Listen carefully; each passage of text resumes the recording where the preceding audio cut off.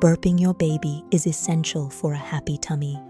Here are 6 gentle techniques to try. First, the classic shoulder pad. This helps release trapped air effectively.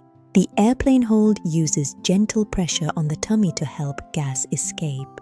Try the belly down position across your lap for steady support. Gently rocking while supporting the head can also encourage a burp. The cradle pat is perfect for a sleepy baby needing a little help.